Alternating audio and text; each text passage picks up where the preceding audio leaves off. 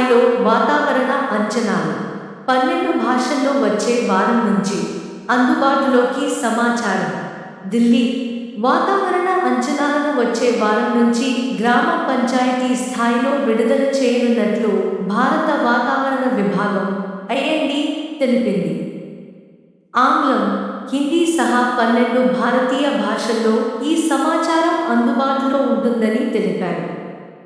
IMD 150వ వార్షికోత్సవాలు సోమవారం నుంచి ప్రారంభం కానున్న సందర్భంగా ప్రతి చోట వాతావరణం ఇంటింటికి వాతావరణం పేరుతో ఈ కొత్త సేవను ప్రారంభిస్తున్నాం.